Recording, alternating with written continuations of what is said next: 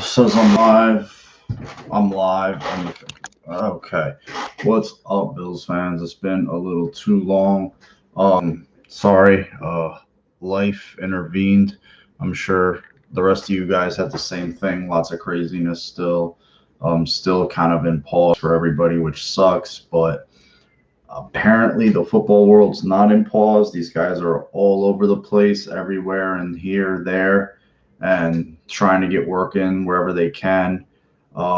We have good news, we have great news, and we have not so good news. The not so good news, let's get it out of the way first. Ed Oliver, it just seemed like there was a slew of arrests last week in the NFL, and I think this is what happens when you don't have guys around the facility training. And you figure that the league would have worked something out by now. I mean, you have the guys in a more sanitary environment, a more controlled environment, where they're not going to get hurt, where they're going to be in the utmost facilities that they can be instead of being here, there, everywhere. You think the league would push something through right now, but I think they're kind of slow rolling it. What's up, Ronald? How you doing, bro? I think they're giving the players some downtime, trying to decompress, and I think they'll get one. I'd say sometime in June they'll get in the facility at least once before they go away till they come back to camp. It sounds like, I mean, as of right now, they say fans. No, I think there's going to be fans. I think people are going to go. I think there'll be fans in the stands. And hopefully that's the case, because sports, I don't know if you guys know me or follow me on Instagram. I watch a lot of soccer, and soccer is not the same without fans. I can only fathom what the NFL is going to be like without fans. It's just, I think this thing has gone on far long enough. But that we're not here to talk about that. Ed Oliver, pulled over. You guys know. Could be a situation where they kind of push it forward, kind of like what happened with Darius. Not the same outcome as Darius in terms of his Bills career, just that he ended up getting suspended the following year for something that happened a year and a half ago. So I believe it was in the beginning of 17 he got suspended for something that happened in the beginning of 16. He'd been suspended so many times, but hopefully, he gets to play, if not a 2-game suspension. But thankfully, we've got a lot of depth. We've got the depth. We've got the talent to withstand it. It sucks. The guy is talented as hell. He needs to be on the field. He's a game changer. We saw what he can do in Dallas, where he was, really dominant against a really good offensive line. Fredericks, Lyle Collins, all those guys that they roll out, Zach Martin, and he was amazing that day. They could not block him, and hopefully he gets it together. We've had a lot of stuff. The Bills embedded little 12-minute thing they put out. Josh Allen, we kind of knew that he was flying around working out with different guys, and then the national people kind of got caught up on it. And he's down there in Miami now with Diggs, with John Brown. I don't know if Zach Moss is out there, but he flew Gabriel Davis, Zach Moss, and Isaiah Hodgins out to California to work out with him. And, that's the kind of thing that you'd like to hear, where a quarterback has taken the initiative, taken the ownership, and saying, hey, come out to me. I got you. Let's do something. And that's awesome. So hopefully it'll pay dividends, for this season and years to come. They were showing some of the stuff. I mean, Zach Moss is built like a tank, man. That guy is, for as nimble as he is in a game, when you watch him with pads on playing for Utah and you see him, just in shorts and shirts, I'm like, he's just thick. And Davis is not he's a pretty well-built receiver too. Hodges is longer and lankier, but he's got that gangly reach, that you always hate to play basketball against bodies like that, against what's up, dude? Yeah, he ran a 4.5. I remember it was who did that? Was it Davis or Hodges? I don't know. I just remember during the embedded, Bean is like, just run 4.58. Don't run too fast, because they don't want him to run too fast, because if he runs too fast, then his draft stock's going to rise. And he ended up running like a 4.54. And Joe Shane was sitting next to him, and he's like, it's all right. He plays fast in the game, so it doesn't matter. I mean, Moss. Well, nice. Yeah, he ran a little slower at the combine, but see, the thing with Indy now, it's a slower track. I remember when they used to have it in their old stadium, and it had that really fast track turf. The guys used to blaze in there, man. Guys would just, whew, before they moved to Lucas Oil Stadium, they just used to fly in that shit. That shit was just like, oof, it was like just basically, that Brady Bunch carpet. Yeah, he plays fast. He has a better game speed also than I saw, because when he gets out in the open space, he goes. Like, guys don't catch him, and if they are in front of him, they kind of half-heartedly tackle him. So hopefully, he's a hammer with some juice, and I'd love to, we need a back like that, a Marshawn Lynch sledgehammer type of running back who can make, and then you throw Motor in there, who's shifty, and he can put his head down too and get some tough yards. So Motor's no slouch. He did have that little bout of fumbling, and he cleaned it up. But outside of that, I think our 1-2 punch is going to be really, really nice. And then you throw Josh Allen in there, and it's even better, because they constantly have to worry about him. But as it relates to Davis, it's really good to see. He's got a chip on his shoulder. He seemed happy to be a Buffalo Bill. Hodges, they didn't really profile him too much. Epinesa, obviously, a lot. And talking about the strip sacks and why he did that. He referenced Von Miller in the Super Bowl against Carolina. And I just look at it as from a Bills perspective, like, those are things that we need to get more of from a defense. We need to see a little bit more of those. That's when you see the defense go from, because that's what the Patriots are doing. Remember that great first 8 to 10 games they had, and then all of a sudden they became a very average to okay unit in the last half of the season. They were just, if they hadn't have fluffed up their numbers so much in the beginning of the season, with games against the Jets and then against Miami when they were just a mess. Those are 3 games where they just, tons of turnovers, no yards allowed. They really inflated their stats. The Bills were just as good of a defense if you look at the whole body of work, because the Bills were able to maintain throughout the whole year. And I'll still say Buffalo's pass defense was better than the 49ers. I think their pass defense was just as good, if not better. I mean, at this point in their careers, I'd rather have Trey White over Richard Sherman. That's just me. So if they can start getting those turnovers, forcing, they have, a little more sacks, but forcing those turnovers, that's what really could springboard them.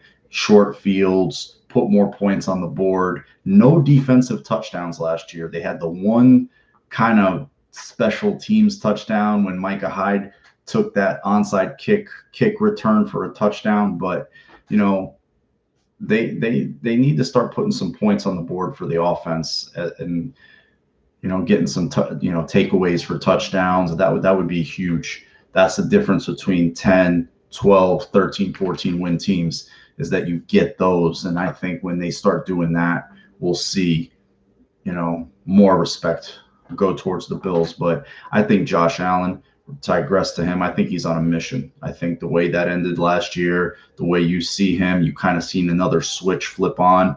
They asked him at the end of that game, how are you going to forget this? He's like, I'm not going to forget this. I'm not going to forget this till we start playing again.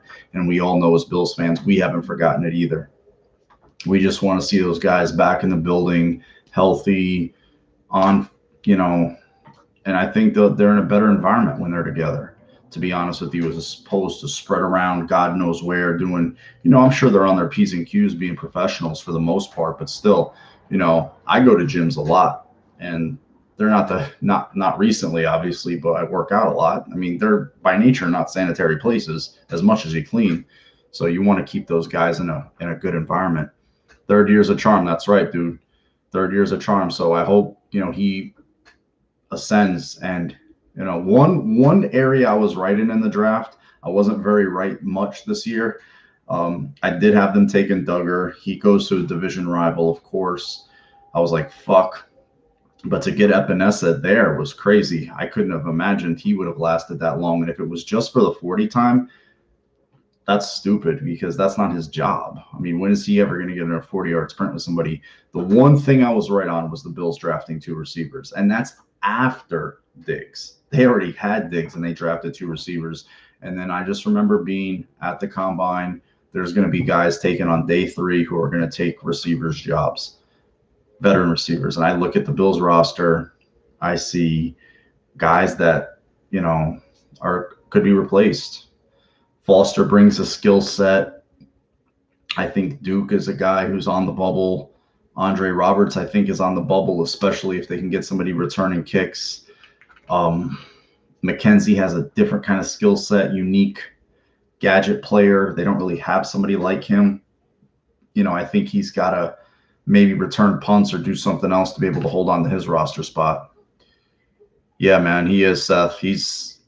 I want to see them really hammer with those 2 guys. Like, there's going to be games, you remember those games last year, the Redskins game in particular. There was points during that Cleveland game where, Motor didn't get the ball at all, and that's when the frustration started to kick in.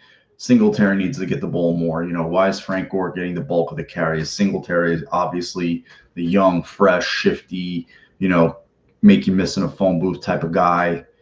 Had a good amount of 20-yard runs. Just didn't break many long ones. I think it was the longest of 26, but we need, boom, boom, boom, and then Moss can just beat him up in the 4th.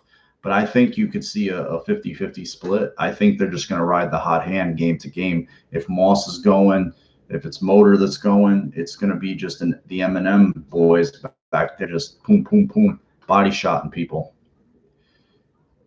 Yeah, I think they'll be nice, and I think just the body types, the running styles, they're similar yet different, especially due to the body type, and that's when you have to tackle a guy like Moss in the 4th quarter of a game, it's kind of like getting hit in the body late in a boxing match. That shit hurts times 10. Yeah, he did get hurt. He got hurt. Did he miss 3 or 4 games? I'm not sure. And that's just him, I think, more or less, being a rookie. The Bills had him in that game late. I remember in that Giants game when he tweaked his hammy, he missed the Bengals game, missed the Titans game, and he missed the Patriots game.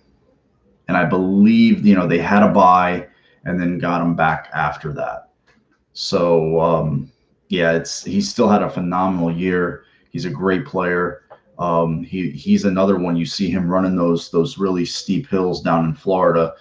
They look like highway ditches because the drainage in Florida is so bad because the state is flat. So they have to basically dig ditches and make sure roads have, man-made ditches so they can drain off, and they pitch the roads because if you build a road flat, water is just going to sit on it and you're going to hydroplane all over the place. I remember living there for 10 years. So he's running up those hills and getting work in. He's built like a little tree trunk himself. But out of all the rookies, I don't know which guy you're excited about the most. I'm excited about all of them. And I think that even a guy like Tyler Bass is going to come in and just change the dynamic of the team in terms of being able to kick the ball completely, just touchback. Now, depending on his consistency, his accuracy, once the Bills are at the 40, they're in scoring. They could be a threat to score. If this kid has good accuracy, he's up in the 80 percentile of kicks, he's going to be a threat. I think it's like 2 point something, 2.5. When I checked on Spot Track, around 2.5, I'd say. I would say it was around there. I mean, and a few interviews that we've had. I mean, I don't know this. Maybe I'm just being a homer. What GM in the league? I love him. I think, what's crazy about a guy like Gabriel Davis And before I get to that, I'll say this. What GM in the league has been out in the media as much during this whole thing as Brandon Beane? Brandon Beane has been in the media. It was the McAfee podcast. He was on Pro Football Talk. And this is after the draft. This guy is just everywhere. I love it, man. Don't hate on my shirt, Snarl. This is a fucking beautiful shirt, dude. This is Walmart this was $7.99 at Walmart, man. This is premium shit. I love it. It was like when I saw it, I gotta have that. But the thing about Davis is, in a receiving class like this, he was kind of a lost guy. I didn't really look at him. I'm not even gonna pretend that I did. And then you start looking, you look at the production, and the instant thing I do when I look at a guy is I want to see him against good players. Like what was he like against the Stanford kid? He beat the Stanford kid for a touchdown, really had a good game against him when they played. He was on several good University of Central Florida teams. One was undefeated. He went against LSU, drew 3 penalties, scored a touchdown, should have had another touchdown, but their quarterback situation after that kid broke his leg really bad was really rough. Kid just totally overthrew him. Another one was he had to come down, he caught it, came down out of bounds. So he's he's a touchdown producer, and he seems to play faster. When he gets on the DB, he just seems like he has sneaky speed, like where he's not running fast, but he just pulls away from them. Like, there's just certain guys, they're fast and they're fast. Like Tyreek Hill is an extreme example, but he's fast. When you see him moving, it's like, okay, that guy is really fucking fast. And there's other guys, they're running and it doesn't look like they're as fast as they are, but I don't know what it is. Maybe it's a Jedi mind trick, but he's one of those guys. I think he plays more in the mid 4.4s than he does 4.5s. I mean, look at DeAndre Hopkins. He ran a 4.57. Michael Thomas ran in the 4.5s. 4.5s, I think it was the same, 4.57. So how much is a 40 time really worth when a wide receiver has to win within 2 to 3 yards? I mean, it's subjective. I mean, long speed, obviously, you want to be able to stretch teams. Speed is good. I'm not knocking speed. Don't get me wrong. But if speed can't play football, speed is not worth shit. I mean, Roscoe Parrish could run his ass off. He was good at kick returns, punt returns, but that's about it.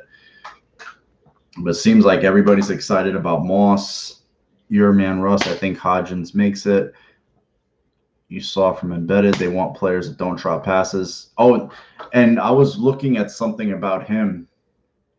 He had the second best catch rate in this whole draft class. He was up in like the 80% win rate when he has the quote 50-50 ball. Like he had an 80% win rate, like sure-handed as hell. Like he had a really, who was the guy that was number 1? I want to say it was, I don't know if it was Judy or Lamb, but it was one of the upper echelon guys. Then all of a sudden here's Isaiah Hodgins.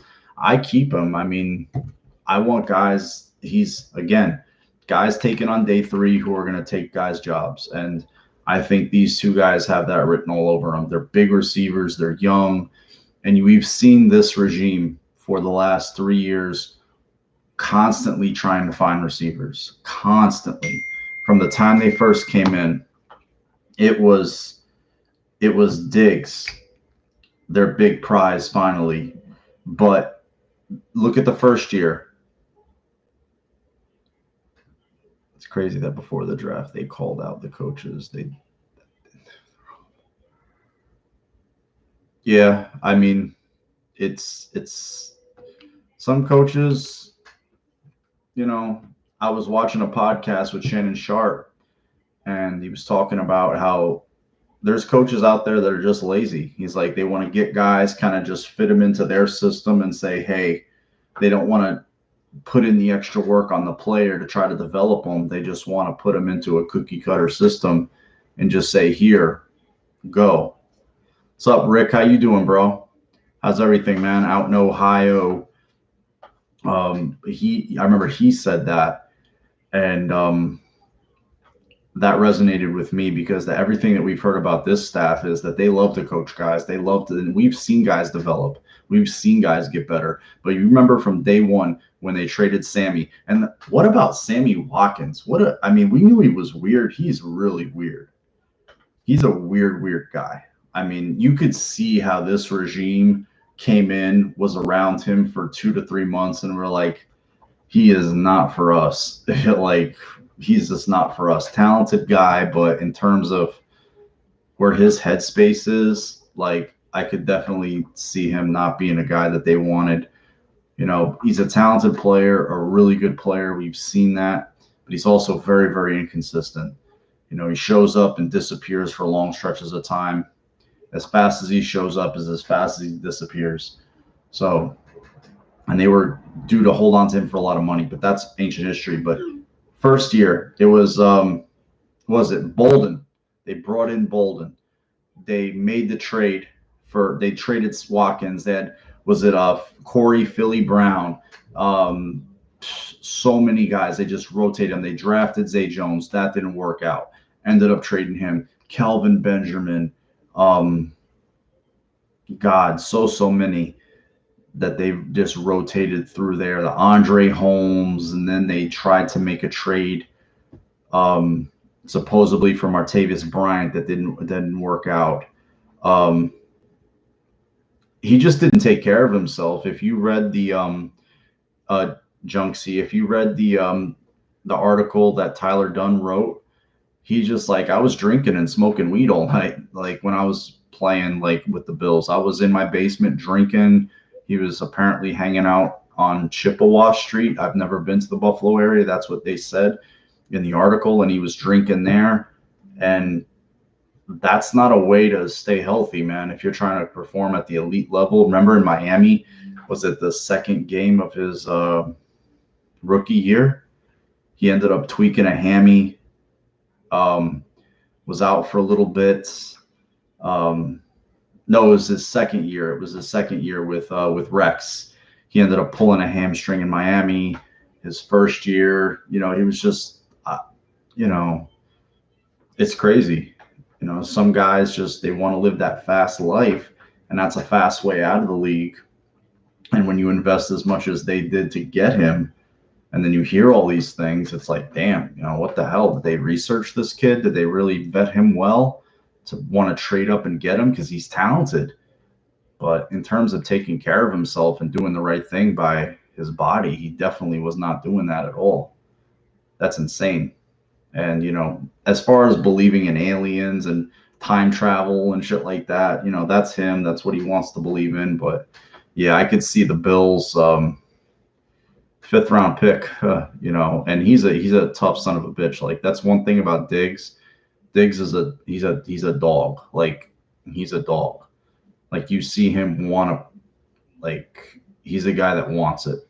You know, maybe he gets a little bit of a bad rap for some of the things and whatever, but I'm hoping that he infuses that piss and vinegar, because we had a lot of Bills.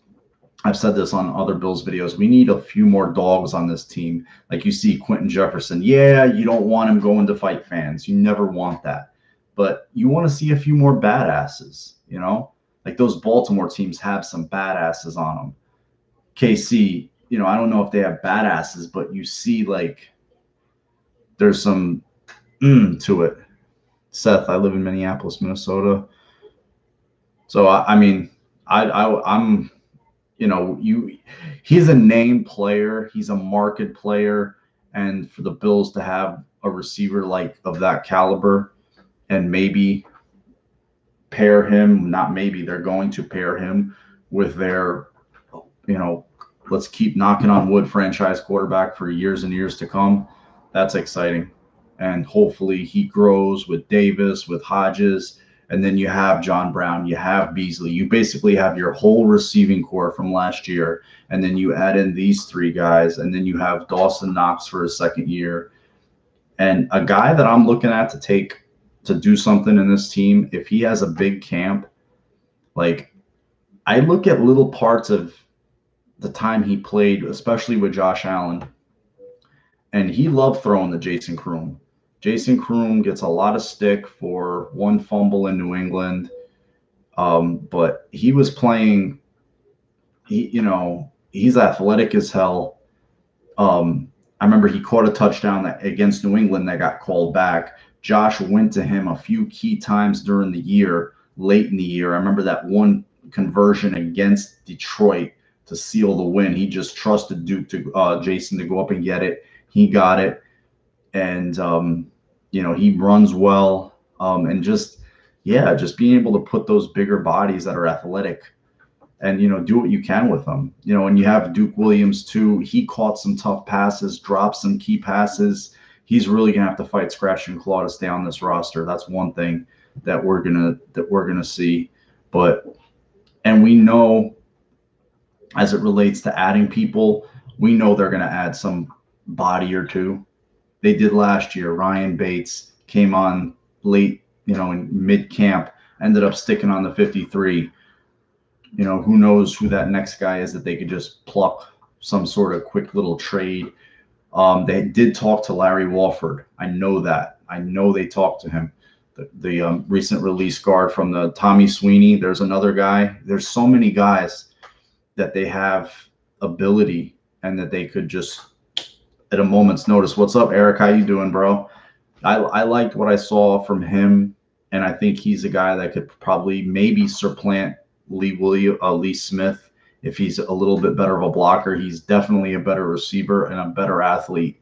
And you saw Lee Smith, get those penalties. They stopped playing him as much, and you want to see a younger, more athletic guy take charge of that job. Whether maybe Croft is a little better, but if it's Sweeney or Kroom, I'm happy.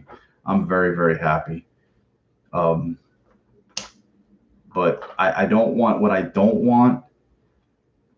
I don't want to see that, just hanging on to a guy and playing him like Lee Smith, like Frank Gore. And those guys really aren't on the roster right now.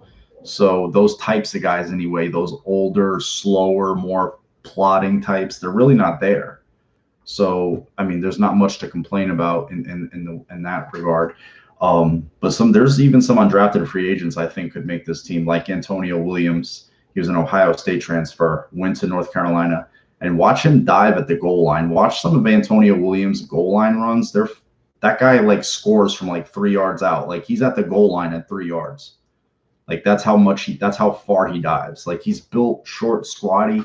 I'm trying to think of a body type that he has, but he's a hell of a lot more shiftier than he looks, and he's built pretty damn well. What's up, JC Ham? So you don't age, man. 14 years on YouTube and no aging. Yeah, I don't know. It's a trick. It's a little trick I have. I appreciate that, though. Damn, it's been 14 years. Wow, 15. Yeah, 06, I started MMA videos. I remember very, very well. I still watch it. I still love it. I just don't talk about it as much, especially on here. But I just think there's going to be guys like Larry Walford who's available that the Bills could eventually sign. An injury happens, maybe the money comes down a little bit, his price tag, and he's a three-time Pro Bowler. And there's no other lineman on the Bills right now that's a Pro Bowler. And if they add him, I'm sorry. I'm not here. They said it themselves. McDermott said, we're not about adding good players. We're never not looking. And for me, Feliciano would become the swing interior lineman. Remember, he'd play center if Morse got hurt. He instantly gets kept. You ruse, man. I'm most worried about backup linebacker. If Milano or Edmonds have a bad injury, that could be trouble. Yeah, they could look to add there. We don't really know about Joseph. I think he's going to be more of a special teams guy. They have Klein. Dodson they hung on to through that suspension. If you remember, he was suspended for 6 games, but he was an undrafted free agent. And they must like him because they held on to him through that whole ordeal, and he's still on their roster. But again, you have, 3 months before anything goes down. Matakevich is more of a special teams guy, as we know. Corey Thompson.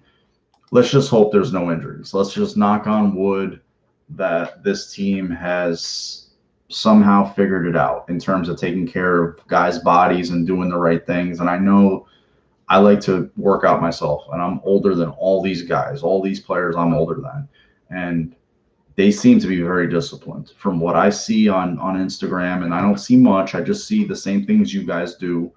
But the little I know, these guys are really on point with, they like to do their little partying and shit, but they do focus on hydration, nutrition. They do like to put in the work. They're not a bunch of lazy bastards in the sense that, hey, I made it to the NFL. I'm making my money. I'm just here to, enjoy the ride. No, they're trying to get better and they're trying to win. Even the crazy thing about Ed Oliver, like that day that he had gotten arrested, he was posting on his Instagram. He was in the weight room somewhere in Houston. He was squatting, he was lifting, and then he went and rode his four-wheeler, and maybe he had a few beers. He was trying to relax. He was riding, doing like some, mudding, what they call mudding. You just go ride your four-wheeler, your whatever it is in the mud, sling mud around and have fun. And, he got pulled over. Yeah, see, you saw the same thing I saw, Chunksy. So I was kind of like, what the fuck? He was just lifting weights earlier in the day. Like he was squatting like 5 plates. It was like crazy. Yeah, man. And he's so talented too, man. I really hope he, wakes up from this, be like, hey, I can't. And another thing, when you see guns, one thing I did learn from living in the South, everybody has them. Like people in Texas ride around with them in the back of their trucks, like their hunting rifles and shit. But he did have a gun. I don't know where it was. I don't know if it was loaded, but maybe they were shooting. Eric, with Singletary working out on the hill, we already talked. I mean, the guy's running up like a hill like this, and I ran up a bridge today that wasn't that steep. I mean, it was long. If you look at the Hoboken Viaduct on your maps, you'll see how long the shit is, but it wasn't like as steep as that. And you see the football just going. I think he wants to break a few more long runs, but how that's going to happen, better blocking downfield, bigger receivers, blocking guys. Diggs is a bigger receiver than Brown and Beasley. Beasley back to wearing a number 11. That's going to be interesting. Knox is going to be out there. Davis, Hodges, maybe Duke. Yeah, running in the sand, man. I don't care if it's flat sand, high sand. Sand is a bitch. I mean, it's great for your joints because it's so soft. And that's mostly why guys do it. But in terms of trying to run fast on sand, man, your ass, your quads, your hamstrings are going to be like on fire. I did that shit a few times in my life. I was like, oof. What's up, Damager? How you doing, bro? Just having a little Bills chat here. It's been a while. I said I have to get my lazy ass on here. Life shit's been going on, but it's all good. It is what it is. But yeah, lactic acid. You got to drink a lot of water. You got electrolyte. You got to have like good fiber, flush out the system. And these guys, again, from what I see, they're on it. They really are. Like they don't. I mean, again, they're young guys. They have their little things, whatever. But outside of that, they're pretty professional. So I don't think that we have much to worry about in terms of any other issues happen in this offseason. Let's again knock on wood. Hopefully that suspension gets pushed up to next year because the first 2 games of the year are against division opponents. And that's upsetting. Like I know Quinnen Williams maybe misses some games also this year because he got arrested in LaGuardia Airport for a handgun in his carry-on. What's up? How you doing, bro? You're a ruse man. I think Oliver will be fine. Wasn't as mature as most of the dudes that they picked, and probably is the type of person who needs something like this to really get his head on straight. I don't know if he needs that for that. I think he needs it to be like, you know what? I'm not invisible in the sense that I can get arrested just like anybody can.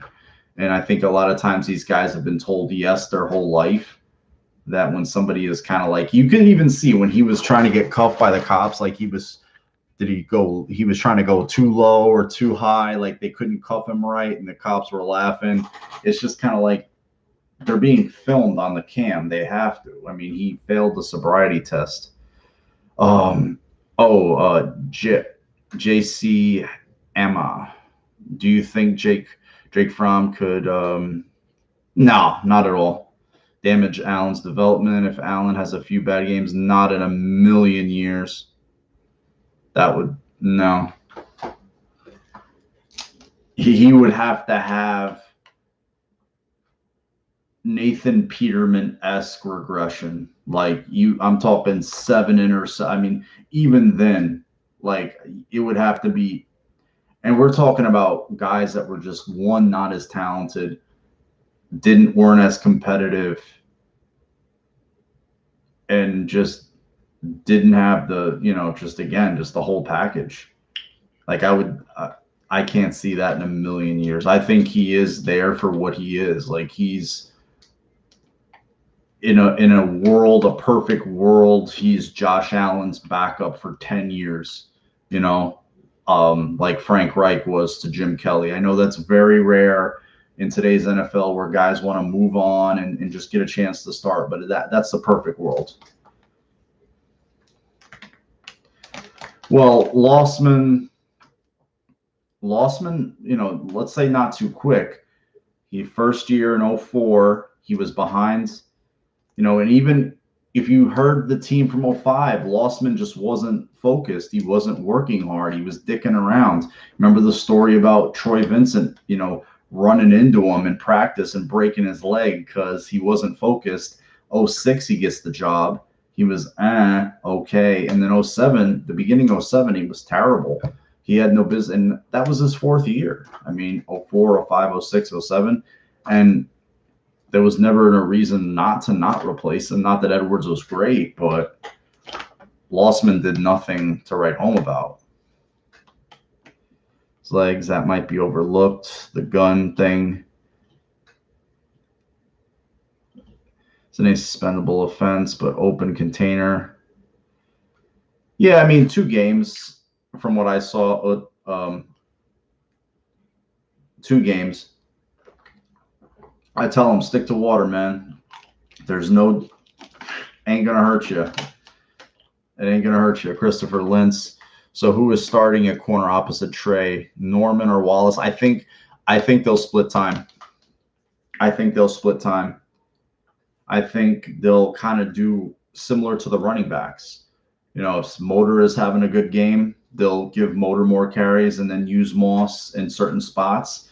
And if Moss is going, they'll reverse it. I think the same thing at corner. And I was looking at Carolina, the way they have corners. They loved having veteran corners. I remember they had Peanut Tillman. They brought back Captain Munnerlyn, I think, in 16 or 17. I'm not sure which. I think it was one of those 2 years. And then they had another guy whose name escapes me. They had Roman Harper, who was a veteran safety. So they liked having those types of players. In the 2 areas I think the Bills are going to add to as this offseason goes on, with camp, and then they're going to add another DB at some point and another offensive lineman. Those are 2 areas I 100% see them going after. And we forget, I mean, I'm not going to say the guy can stay healthy. I'm not even going to get it in my head that he can make the roster. But let's just say by some miracle, EJ Gaines makes it through camp healthy and gets on the 53. There's enough depth there. They can spot him and play him where they have to. And I remember him, he played damn well. Like, you didn't really have to think about the number 2 cornerback too much when he was there. And that was Trey White's rookie year. And I remember him playing hard. I mean, him pulling his hamstring, or tweaking it in Atlanta and still forcing a fumble. Like, again, that guy is a really, like, he's a real competitive player, and I really hope he can finally stay healthy. But it's been tough for him. It really has. So I don't know. I'm not gonna anticipate he stays on the roster though because of his health issues. Sorry, I went so long about that. Do I think Dane Jackson pushes Gaines? I think they need a corner. Jackson, from what I read, basketball recruit, basketball background, chose football, really athletic. Just, I think with the Bills, they like to find these type of guys and just coach them on the back end of the roster. Like, hey, we're not going to play you. You're going to be in street clothes. We just want you to watch. Watch Trey. Watch Josh Norman. Watch these veterans. Look at a guy like Levi Wallace, who's not as physically talented as Dane Jackson. But, let's be honest. Levi Wallace saved their ass in 18 after, Phillip Gaines was a mess. Vontae Davis walks out of them and retires on them in game 2. That cornerback situation was a mess. And he came in midway through the year after spending most of the year on the practice squad and really played well. He really played well. I mean, he had a few rough games last year, albeit one was against a Pro Bowl receiver. He did get worked a little bit in the Miami game, but outside of that, the Bills allowed 15 touchdown passes as a unit. That's nothing. It was like tied for the lowest in the league. They didn't even allow 3,000 yards passing. So I think people had a little too rough of a time on the Bills. But, the standards are higher now. The standards are higher than they should be. Like, when you see people throwing out 10-win team, I'm like, fuck, I'm not into no 10-win shit. I want 12, 13, 14 wins. That's where my range is. 12, 13, and 14. Those are the 3 numbers I'm thinking about. I'm not fucking around with this 9-7 and pray 10-6 and you're in bullshit. I'm looking at 12, 13, and 14. Those are the win ranges I want now. I want to wake up every Sunday like back in the day. I look at it as they have a chance to win every game they're in now. For the first time in a long time, when my head lifts off that pillow on Sunday mornings during the fall, I'm going to feel like they have a chance to win every game. Every game. I don't give a fuck against who it's against. JC, man, who do you think the starting front 4 on defensive line is going to be with Epinesa? It's definitely going to be – Epinesa is going to be a backup to start. But he's going to be definitely in the rotation. They love to rotate these guys anyway. Remember Oliver, they drafted him 8th overall. Phillips, Jordan Phillips was getting more reps than him and more playing time. And he's a guy they picked up off waivers the year before. So that'll just give you an indication of, you have to earn your playing stripes. They get Harrison Phillips back. They add Vernon Butler, Quentin Jefferson, AJ Epinesa, Brian Cox Jr. So that's 5 defensive linemen they brought in. 5. Then you couple him with Mario Addison. No, I'm sorry. There's 5. And then you basically get Harrison Phillips back after 2.5 games last year. He got hurt at the end of the Bengals game. So you have those guys. Hughes has been, surgically worked on, a little older. They can spot him a little more, but he's going to be a starter. Then you have Starr. Like, in pass rush situations, I would say Epinesa kicks inside or moves around, Addison, Hughes, and Oliver. That's a nice 4. That's a really nice 4. Where do I watch games? Right where I'm sitting. I watch games right here on this screen. I have NFL Sunday Ticket, Wired.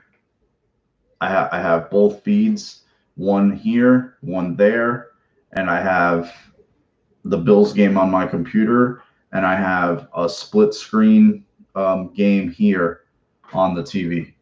So I'm watching the Bills game, I'm locked in, and maybe I'm watching a local game. Like, I'll pay attention to the Jets. Generally, I'll pay attention to the division, and I'll watch the Bills next week opponent. That's generally my MO on a game day. I'll be watching who the Bills play next week, unless they're playing like a scrub team who they're just going to destroy. Like, for example, if it's Baltimore just running somebody, it's like, why am I going to stay and watch that? I'll kick over to a more competitive game. Yeah, I think they're going to have fans. They're not refunding nobody's tickets, right? Are they sending anybody's money back? If anything, I saw information about season tickets. Like, you can still buy them. Like, I follow the money. I look at 32 billionaires, looking like they're going to make money this fall. So they make a lot of money on concessions. They make a lot of money on parking. They make a lot of money with traffic in that way. The state makes a lot of money with people coming to games, being in the community. Communities want to make money. Restaurants want to make money. I mean, Jim and I was I the original Bills channel? Remember you from a long time ago. You won't find a Bills video older than mine on YouTube. I bet you that. I bet you won't find one older than the first one I did. 07 Dallas loss. I remember that very well. That was my first Bills video. And I was just sitting there like miserable, and just no live feeds, nothing. YouTube had just started in 06. And I was just like, who the fuck can I talk to? Like, I don't know any Bills fans. What am I going to do? I want to like run through a wall right now. So I just jumped on. My webcam was horrifically bad. And I just started talking. Yeah, UFC. That's what I originally did. Bills 0-16. I remember, bro. Thanks.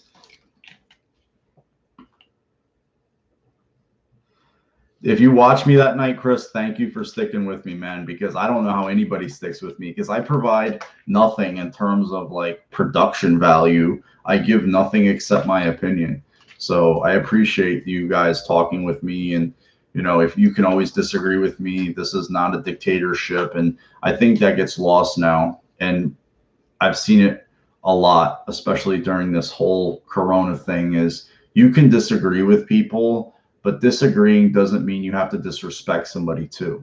And I just see so much people, their opinion is accompanied by disrespect. And I just don't like that. It's sports too. You see a lot of it in sports, people, like, their opinion, here comes disrespect. I'm like, you don't got to disrespect me along with disagreeing with me. That's all I'm saying. But you guys are great. Jim and I, what do you think about Josh Allen as a true franchise quarterback? It's a tough one with Allen for me. He's going to make or break this team. I mean, every quarterback does, man. But what I like about him, sans the physical makeup, you can't deny the talent, the physical talent. It cannot be denied. His ability to throw, his ability to move, his size, coupled with his arm, it's just going to be how much more accurate he can get. And he's driven. There's no denying that. That's the thing that excites me the most about him, is he's got an internal drive. He's got an internal fire somewhere in him from being told no so much, not being recruited, having to go the long road to get where he is now.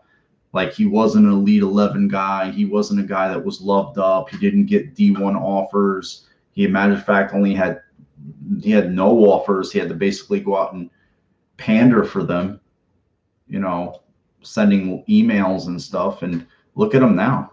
I mean, hopefully he, just continues to grow.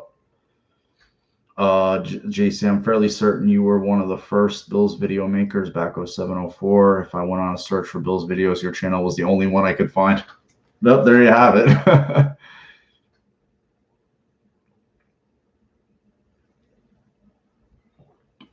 Yeah, I just talk.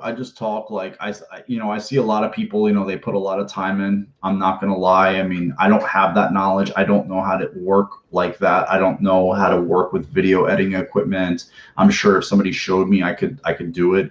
But like, to edit the videos and cut them up and do all this stuff, I don't have the time for that. Like, add music and this and that. Like, I just want to come talk to you guys and just basically, like, I don't know, somewhere shooting the shit about sports, or like at a barbershop or something. That's what I like. That's why I like the live so much. Um, Jinx. So Cam Newton went to a Super Bowl in a year, year with Sean and a great defense. Yeah, he did, but he, again, Cam Newton, first overall pick, talented as hell at the time. I mean, it was the reigning MVP. I mean, he was a guy that was a highly recruited player, University of Florida, with was the coach at the time. It was Urban Meyer.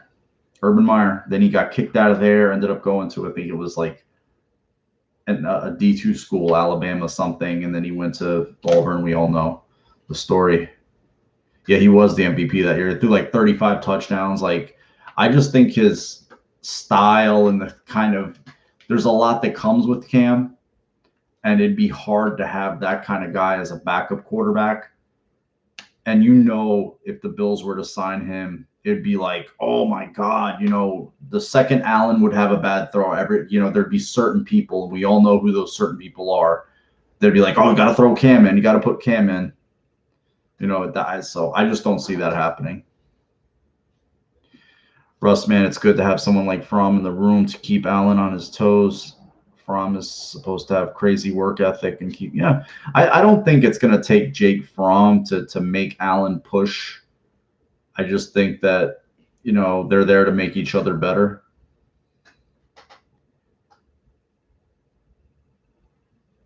I don't understand what you said. The first word there, Oates. I don't understand that word.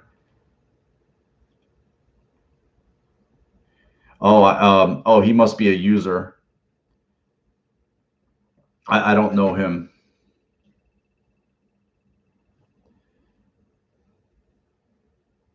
Oh, Nancy. Yeah, she was my girlfriend at the time. I was living in Hoboken, and she was filming me. Yeah, Nancy. Yeah, I don't know him, bro. I mean, I really don't watch Bill's videos on here. I know there's a lot of them now, a lot of YouTubers who do, but I just don't watch them. Like, oh, I don't know if you guys listen to him. It sounds like, well, it doesn't sound like it is John Murphy is not going to do the One Bills live show anymore. I wonder who else is going to do it now. Any guesses?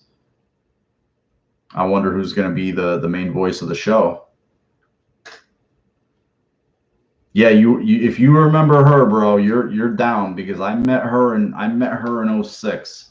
I remember because I ended up living with the woman. Yeah, it's crazy now, but I have a good girl now, so I'm pretty happy. I'm pretty happy where I'm at. So it's Chris Brown. They already said Eric. It's Matty Lab and Chris Brown. Wow. I don't know. I think he's just gonna basically. Well, it's like Bob Papa. It's like Bob Papa is the voice of the Giants play-by-play, but he's not on their regular show. I mean, that's a 3-hour show. That's a lot. I mean, it's 5 days a week. That's a lot of shit. That's a lot of like, what's up, Neil? How you doing, bro? That's a lot of like, you're on the call, you travel, you come back home, you're on. I remember his voice got really fucked up during this off season. Like he was just like, so I just think they're just gonna, just freshen up the show. He's been doing it for 8 years. I mean, they had Donald Jones on with them originally. They no Kelso, Jones, and then Eric Wood. Is Wood? No, I would have liked to seen Eric Wood do it. It's a little homerish, Eric. I'm not a big fan. I don't really listen. I listen when apparently if it's going to be Matty Glab and Chris Brown. I mean, obviously Tasker is not going to be on it, but I just think they were a little too much state run. That's not the Bills anymore. They're more of an opinion. They can handle opinions. Their success is better. Like back in the day, they didn't really want to be criticized for anything. So the message was pretty strong. That's not that way anymore. I just think, sometimes you got to freshen it up. Yeah, Donald was cool. Like he's from here in Jersey. I remember I called in there once and I told I was like, yeah, I'm from Paterson, New Jersey. He's like, you're from Paterson? And he knows how bad Paterson is just from being from here in Jersey. I'm like, yeah, I'm from Paterson. It's a shithole. Yeah, I mean, and I don't like that. Oh, they're alternating hosts. I think Tasker's still on. Oh, okay, that's cool. That's cool. They should do that. They should do that because I know the Giants show. The Giants show, they have 4 guys. They have 4 guys who do the show. So it's like one day you'll get these 2 guys, and they'll just mix them up. They'll mix them up, and that's cool. It keeps the show fresh. The Cowboys do that too. They have a show where it's like 4 or 5 internal writers, and sometimes one of the 2 won't be on the panel. Sometimes all of them will be on the panel, and they just mix it up. So I don't, I didn't really care for the show because they're very like, they weren't much there for the caller's opinion. Really wasn't taken in too much. That's all I'll say. It's like, look, I get some of these people call with some crazy opinions. I have crazy opinions, but the guy or whoever waited however long on hold, at least interact with them a little bit, Yeah, he's done with CBS. Yeah, Tasker's a player. Like, he's very player. He's very pro Bills, and one of my favorite players. He gave me hope as a little white wide. I wasn't a wide receiver, but he was a little white guy who played like a fucking animal. So, and he was a Bill. So, I mean, he was an amazing player. He's just not the best, he's not the best voice. Let's just put it that way. He's just not. I think, you just need somebody who's a little bit more, a little younger, a little bit more vibrant out there. That's all.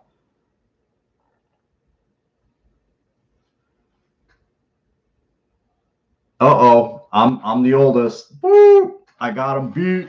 I got him beat by 2 seasons. Fuck yeah, I knew. I already had checked, trust me, before I put that statement out there. I'm like, you're not finding one older than mine. And I knew for a fact you weren't. I'm not trying to give myself I knew that. Because I wanted to because that night that I made a Bills video, I looked around, and the only fan Bills stuff that was going on at the time that was actually, and it's still around to this day, they're pretty big now, was Buffalo Rumblings.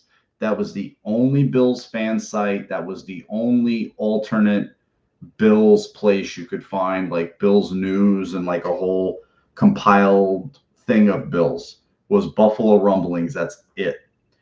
But they didn't have videos. They didn't have podcasts. They didn't have nothing. So I was just like, oh shit, I'm just going to go on here and upload a video about the Bills. And you only had you could upload a small video. It was like 500 megabytes. So I had to say what I had to say within, I think at the time it gave me, like, depending on the video, it depended on anywhere between 9 and 11 minutes. So that's what I had to do. But that game really pissed me off. Duran and his prevent defense that late in the game. Thanks, bro. I appreciate it, man. I'm a Bills fan. Sometimes I can get a little homerish, but I mean, fuck it. I mean, if I'm not going to be a homer for the Bills and cheerleading fanboy, sometimes who is? That's the point of being a fan. I mean, this is where we get to be big kids and enjoy something we all mutually have a passion for, and that's the Bills and just sports in general. And I think that's one thing we're definitely going to appreciate when all this shit's over with, is just seeing sports and being around each other, being around people. Don't become afraid of people because of this shit. You know what I mean? Go be with your friends. Go be with your loved ones. Go fucking give them hugs and shit. Don't, I see that kind of shit where I live, is where you see people, they're making each other, people are like running away from each other and treating each other like diseased fucking things. That's terrible. Creating all these social phobias. I'm sorry I went off on a tangent, but I don't like that shit. I think that shit is toxic. Imagine Diggs catching a deep ball from Allen. And if it's an overthrow, he might still catch it. Well, good wide receivers make why. I mean, that's why he's there. That's why he's there, man. Catch some of those passes. Once folks made that kick, I threw my head against the wall and slammed my door. I tried to go back to sleep, but couldn't. I was miserable. I was miserable when he made that fucking kick. It's all part of a master plan. Not a good one. Not a good one. Not a good one, bro. Don't ever stop this shot. No, I would never, dude. Nah, I mean, if I take a year break, that means my vocal cords have blown up because I could talk all fucking day. Sometimes you guys are going to have to tell me to shut up, especially about the Bills. I've had people walk away from me, but I'll talk about their teams. I barely talk about the Bills. JC Ham, I make Bills videos on my channel. Well, but it's very infrequent. Let's review the Bills pick. That was the CJ Spiller draft. That was the what's up, Trevor? How you doing, man? It's been a while. You pop up. You're on Instagram a little bit. You're here. You're there. You're not like me, like the psycho. Like I'm on there all the time. Like Rocco's speech to. Oh, Boondock Saints. Oh, geez, that was a great one. Allen's supposed overthrows on deep passes, not 85% of the time, they were shit receivers. You could say that. I mean, I remember he overthrowed one last year. It was to McKenzie. And Rick was at the game. If you're in the fucking room, Rick, you were at the game, so you know. We all saw the game and the replay. Fucking McKenzie, he was open. If he would have fucking hit that pass, that was a touchdown, and that would have ended up winning the game. He had a running back fetish. That was the worst thing about fucking Ralph Wilson was his running back fetish. Bills still have to beat elite Patriots defense and Bill Belichick. Not sold that the Bills can prove. You know what? I'm not sleeping on the Patriots either, but they don't have that fucking guy. And without that guy, I'm sorry. I remember that a lot of those same players were on that defense that got ripped by Nick Foles in Philly. Ripped. And they had a downturn last year. They lost Kyle Van Noy. They lost Jamie Collins. They've gotten older. Their offensive line is still not. And Brady just getting rid of the ball like this. Stidham's not going to be able to just get rid of the ball like that. He's not going to have seen the things Brady has seen to play that long and know that offense and have the timing and rhythm. You think Julian Edelman's flying across country to work out with Jarrett Stidham? The way he would go out to like Montana to work out with Brady, or just go to California where they were both at? No. You know, I see them. You know what my dream for the Patriots is? What the Bills have been prior to. I want them 6-10, at best 9-7. I want them 6-10, 8-8 purgatory. That's what I want for them. 6-10, 8-8 purgatory. Not good enough to get a top pick, but just bad enough to just be middle of the pack. Hell, that's it. That's what I want. Oh God, I don't want to remember any of those things, Chris. Yeah, I don't know if he's getting suspended this year, Chris. Trevor. I don't know if it's this year, but I think it's 2 games. Eric Moreno. No Sean Moreno. I just always think every time I see your name, it's like no Sean. If Allen improves long balls, if he just improves, I think he's just going to improve because he's going to have chemistry with the receivers. He's going to have more confidence in the offensive line. You got to remember, last year was 9 new starters on offense. The only starters that were returning were Allen and Deion Dawkins. Everybody else was new. So second was 3rd year in the system. A year's worth of familiarity. Diggs is a talented guy. He should just make you better. And They should roll, man. I'm looking for them to roll. I'm going to get to all these questions. Yeah, I think that they're the team. The team that I would worry about the most, but the thing I wouldn't worry about, I don't know what to worry about them now because they threw a lot of new names into a hat and they've got to pick it up again. They had a lot of upstarts on their team last year. They reminded me of the 2010 Bills, where they just became scrappy and battled at the end. They were 0-8, then all of a sudden they ran off a 4-4. And sure enough, Ryan Fitzpatrick was the quarterback of them too, which is the Dolphins. They've got their new, franchise guy. Is he healthy? Is he hurt? Is he injury prone? What type of coach is Flores? Is he good, or was it just an upstart team with a lot of, little engines that could?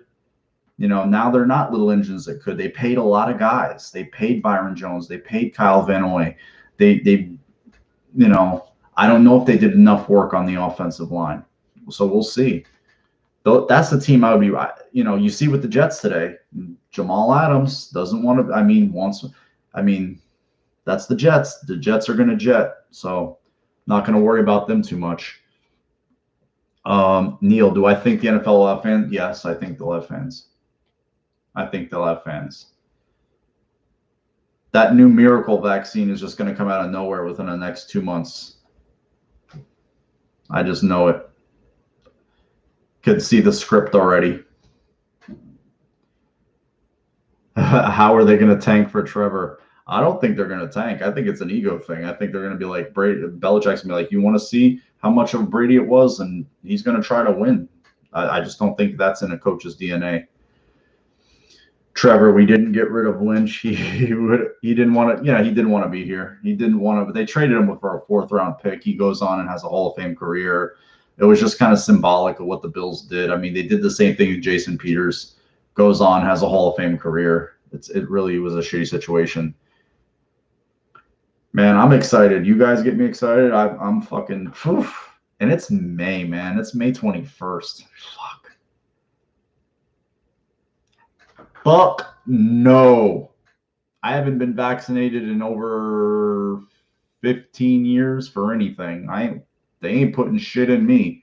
If I go to a gym, right? If they want to pull some bullshit to try to say you got to take temperatures, all this bull. Now I'm like, fuck you. Put my membership on freeze. I can work out just as good at home and outside. You're not sticking some foreign shit in me that I don't fucking know what the fuck it is. Fuck you and fuck that. I ain't taking none of that shit. Sorry, I went off on a tangent. You're a ruse, man. Even if teams adding talent, continuity is definitely key, especially for this season.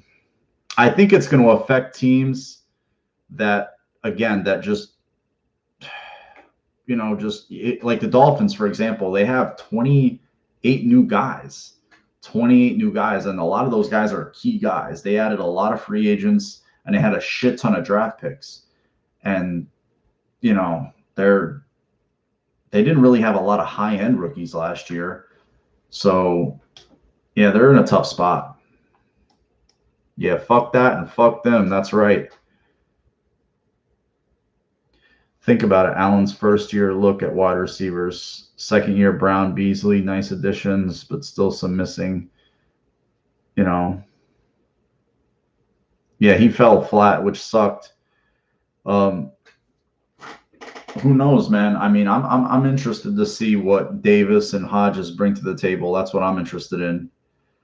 Why did they take Chan out of retirement? I have no idea. I think they just like the dynamic of him working with Fitz, being comfortable in their own skin, knowing what they're doing in the sense that he's a former head coach. Flores can focus on the team, and Fitz with Gailey, they know what they're doing. They are in the sense of, we've worked together, we're good. We know each other. Now they can focus on Tua. It's like, hey, this is how you watch film. This is how you prepare. This is how you be a professional. I mean, Fitz is an easy guy to like, man. I'm never going to root for that guy to get hurt. He plays the Bills. I know he's going to make a mistake. That's all I know. So Fitz is always going to try hard and do his best. So, I just think they just saw it as an easy And I was reading some article. They said the offense last year was too complex. So I guess they simplified it. Yeah, Chan was an easy guy to like.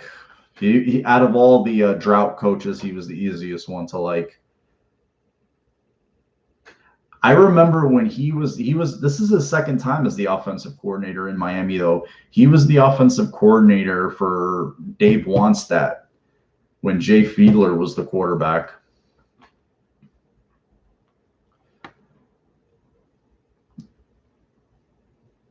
He has that kind of body, but he doesn't have that kind of speed. Or he's, if you want to say, like, I don't know if you remember Jake Reed. He was the guy opposite Chris Carter, kind of like a Jake Reed type of athleticism body type. Jake Reed's a little thicker though, but similar.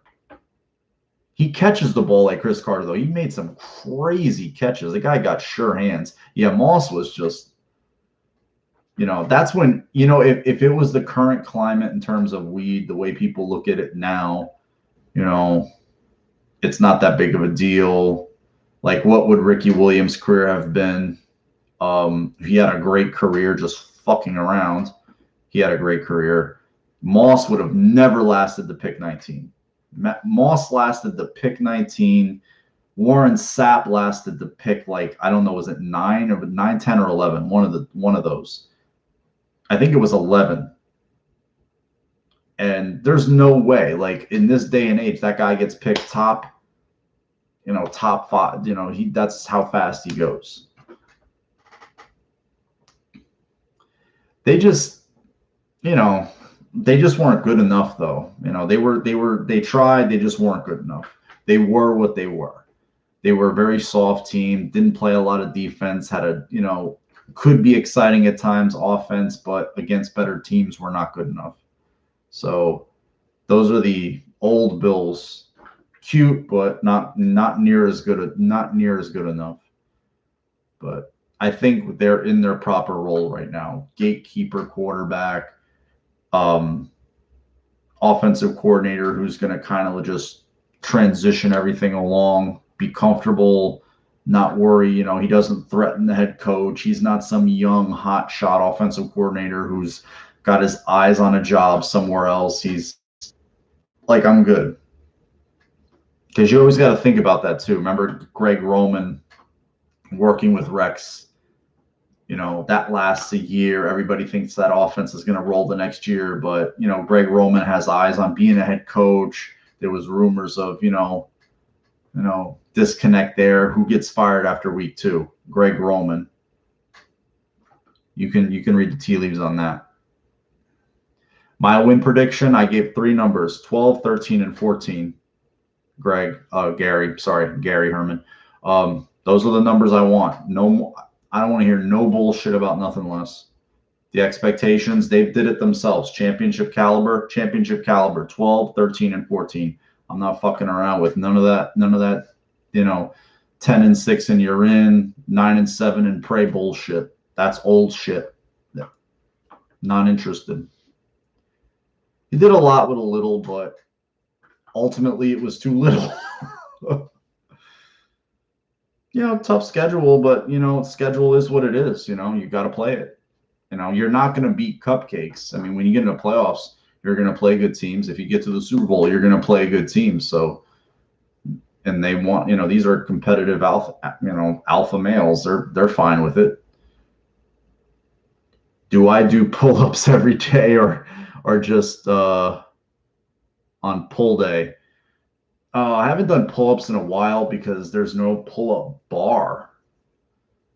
Like, the last time I did pull-ups was at this park that's in Secaucus, and I could use that, but I haven't done them in like a month. I could do them right now, but I like to do them, but I don't like that door attachment because it fucks up your door frame. I don't like it. You could get it at Walmart and order it, but I don't like it. Chan had no clue how to use running backs. He would alternate Freddie and CJ regardless of how well. Yeah, the thing with CJ, he just wasn't tough.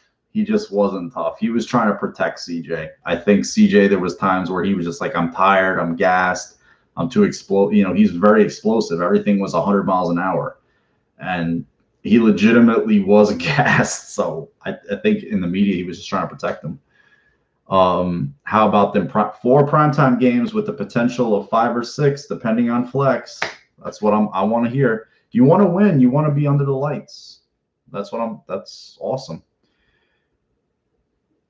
If we can beat the Super Bowl champs and the Chiefers, yep, that would be huge. I mean, even if you compete, I don't give a fuck. I'm waking up every Sunday hoping that I feel confident they have a chance to win every game. I'm waking up every Sunday feeling confident that they have a chance to win every game. Do you think Marino had a say in draft? See, they're weird. The Dolphins, if you look at their front office structure, they have a lot of advisors and a lot of paid for faces. Like they have like shareholder like Gloria Estefan and Madonna and Serena. They have all these like people that they push out there. It's weird. And then they have their advisory board, like Marino's on it. And I don't know if he had a say or not. I mean, I'm sure Flores had a say, but I know Chris Greer has been there forever. And the Dolphins drafting has been, it's been okay. It's been okay. It hasn't been great. Definitely hasn't been great. So I don't know. I know he's been there a long time.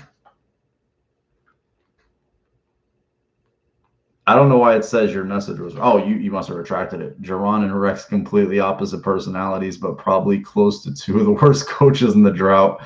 Yeah, Rex was just a hot mess. Jaron was cool. Jaron was just happy to be there. I don't know. Malarkey was pretty fucking. He was not great. I mean, Malarkey was 9-7, lost to Steelers backups. I mean, he took the Titans to the playoffs. He quit. I don't know. Hey, bro, how you been, man? It's been a while. How you been? You been busy? You been working? I know you're over in NYC, so be good, bro. I'll see you. Oh, they've improved everywhere. Front office, coaches, the whole building. They've improved. So, I mean, take your pick of where they've improved. Yeah, explosive guys that are explosive, you have to be careful with them. Those Ferraris are fickle, man. One little thing is off, one little gear, one little this, they sound like shit. Yeah, a lot of those guys, you got to watch out for them.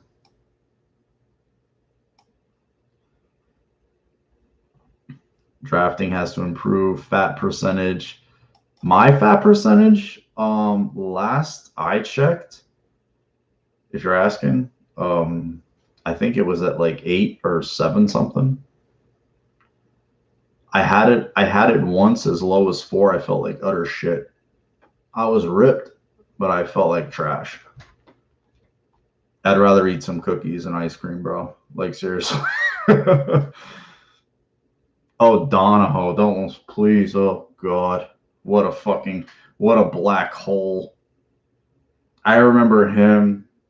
And then I remember Greg Williams and hearing Greg Williams' speech and his tough guy persona bullshit. And every time I see Greg Williams and his 1,000,001 stops, I'm just like, here's one of these fucking coaching sacred cows that no matter what happens, like he's always going to have a job in the league. Like the guy has worked for how many fucking teams? Like what, 12? It's crazy. What if we drafted a kicker that wouldn't have been what if we drafted the kicker last? That would have been better. Get a better pick in the 5th round. If he's kicking long field goals and he's a threat to kick the ball off every time for a touchback and he's a young leg, he's cheaper. What are you getting there? I mean, what's the chances of your 5th? I mean, you never know. I mean, they could like him. Then I thought he was a 6th round pick, but I didn't realize he was a 5th. Yeah, I think didn't Thigpen have one also? Marcus Thigpen had the last punt return touchdown, I believe, against the Packers, if I'm not mistaken. He had the last one.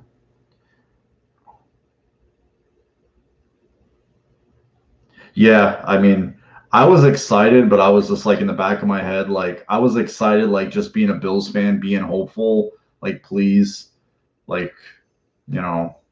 But then I was like, I watched this guy be a fucking train wreck here with the Jets. Not that Bills fans did also, but when you're here in New Jersey and you hear the New York media, and this media is fucking the New York sports media is the same as the New York mainstream media. They are the fucking worst. They're the lowest of the low. They're the biggest scumbags out there, and that's why they're in. That's why they are where they are, because they're a bunch of scumbags, and they've kissed the right ass. They've cut the right throats. They've stabbed the right backs, and they're cheap whores. That's why they are where they are. So they're one and the same, and they destroyed him on a daily basis. Once all his big talk went to shit, boy, was he was somebody they just destroyed. Yeah, Bass was a 6. I thought so. Yeah, Captain Leaky. Russ Brandon was of the mindset of any news is good news, even if it's bad news. Got to understand, there's a lot of media that are like that. All news is good news as long as it's generating traffic, bandwidth, clicks, interaction. They love it. You're watching, they're making money no matter what. So any news is good news. That's what they work under. I met the kicker of the Patriots drafted. Oh, I forget. He got a lot of shit for the tattoo he had on his forearm. I know that. He's a big kid too. He's like 6'6". No, he's like 6'3", 230. The kid from Marshall. His name is weird. I can't pronounce it. If I'm wrong, I owe you a blue light. I don't drink, man. So you could kill that yourself. His sexual predator self. That's funny. Oh, we were playing disc golf. Oh, wow. Where was that at? If he was a 6, no doubt we'd get him in this. I mean, kickers are weird. The Patriots drafted a kicker. Nobody. I mean, it's just. Again, the Bills tried to claim Chase McLaughlin back during the season, and that's all we need to know is they tried to bring a kicker that they had in camp that was successful in 2 other stops back. Colts had priority claim, they got him, and then they draft a kicker. So I don't go by what they say, I go by their actions, and their actions tell me they're looking to upgrade the kicker or get a younger, fresher, stronger leg. And here we have Tyler Bass. I mean, I was watching some practice kicks that he was doing at the Senior Bowl. When he kicks a 40-yard field goal, the shit looks like it's an extra point because it's still so high in the goalpost. It's like, I'm like, this kid looks like he's a threat from 60. Forget 50. And I remember Hauschka, he's won for his last 10 from 50. That's not good enough. You need a guy who's a threat to keep, look at Houston. They didn't want to kick a 49-yard field goal with Hauschka because they didn't want to give the ball back. That's all. There's another thing. That's all you need to know. JC Mann, I listened to New York NYC media for the Bills Jets Thursday night in 15. They wouldn't shut up about IK and Polly. Yeah, for punching Geno Smith. Rex claimed them. Lincoln Park at suburb of Buffalo. Oh, he's from Buffalo? Oh, I didn't know that. Christian Wade should be our 3rd running back. I don't think Christian Wade's going to make the roster, Chad. I mean, he's just a guy that fans like. He's never really played football at any level other than last preseason. I mean, I think the Antonio Williams kid that they have is undrafted free agent and probably has a good chance. What's my thoughts on Fromm? Again, I think Barkley's play last year when he played wasn't great. I mean, that second half, was it 3rd quarter to the 4th quarter against the Patriots was, I mean, he was playing even in the last game, he had a few nice passes, but he was sloppy, fumbled a lot. He threw a couple of dumb interceptions. One was a tip. I mean, you're going to have to start not paying a lot of money for backups at some point because you're going to have to pay Milano, Dawkins, and then you're going to have to franchise Trey White at some point. Maybe you work out a contract extension. They already picked up the 5th-year option. So you're going to start to have to plan ahead, and you're going to need guys that are affordable and not, $3-4 million backups. I didn't even know it was possible for those kicks like no run up 50 yards. That's insane. Like, he just stands still and kicks up 50 yards. Fuck that. I've never been that talented at anything in my life. Same reason he won't. Hands down, best cutoff I've ever seen in a while. Thanks, Shredded Wheat. I appreciate it. Golden Girls. One of my grandmother's favorite shows, or she would never admit it, but she watched it. Yeah, he doesn't have many career starts. Wade goes automatically to the practice squad. Yeah. I think Yeldon, again, he's an expensive guy. You cut him, you keep $1 million plus. He's not going to play over. He's a break glass in case of emergency guy at best. Moss, Motor are going to get a lot of carries. I just don't see why they have him. He's not a special teams guy. So we'll see where, and Wade probably just goes right to the practice squad anyway, like you said. Am I from the Buffalo area? No, I've never been there. I'm from Jersey, man, where I'm at right now. Dirty Jersey, right here in Hudson County. How much is there to learn when you're running the ball down the field? You have to block.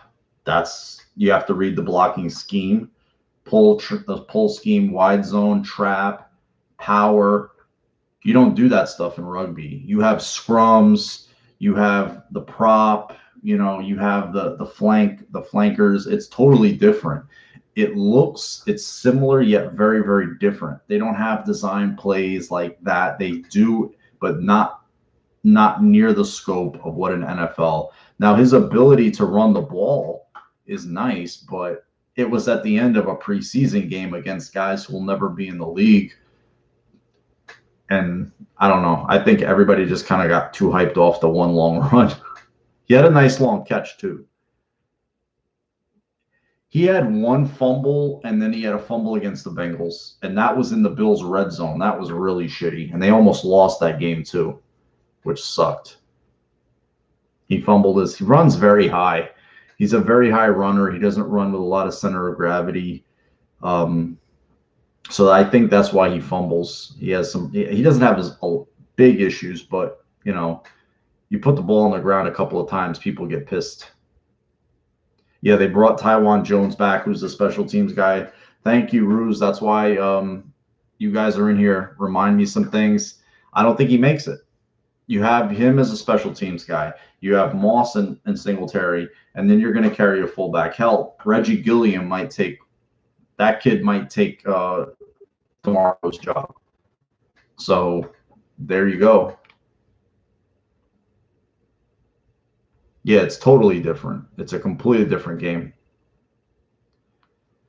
I just don't see them, I just don't see that happening. I mean, it would be, he would have to have like 5 or 6 of those type of runs, and somebody would have to get hurt on top of that for him. And he's going to be 29 years old. So I just don't see it. It's not like Fred Jackson, who was an extreme long shot, who was an American who played sports, football in particular, D3 school, and just had to grind. And he finally got a chance again after extreme circumstances. Marshawn Lynch was hurt in Jacksonville. No, that he's hurt the week before. And then remember who the backup running back was? Anthony Thomas. He gets hurt. And then Jackson gets his chance. It took so much. So it's an extreme, like, I wouldn't pay attention to it. How did I become a Bills fan? Became a KC Royals fan due to a Super Nintendo. I've told the story so many times. that, I've, grew up here in North New Jersey, Patterson.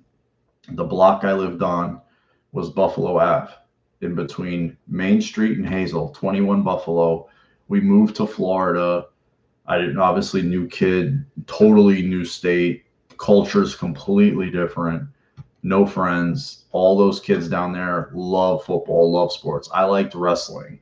Hulk Hogan, Ultimate Warrior, fucking Demolition, that kind of shit. I didn't really watch sports that much. I watched a little bit of it, but not much. I wasn't into it.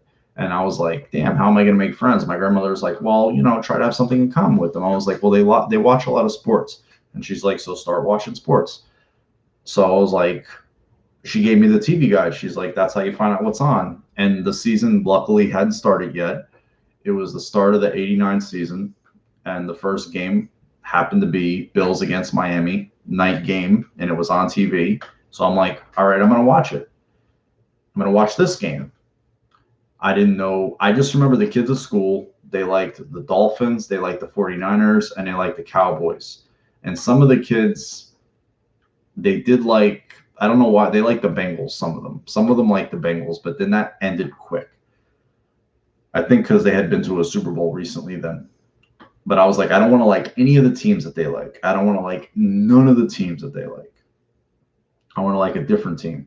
So I'm watching this game with no intention, and it's just, there's this red, white, and blue uniform that I liked. I liked the uniform. I didn't like the aqua that the Dolphins had.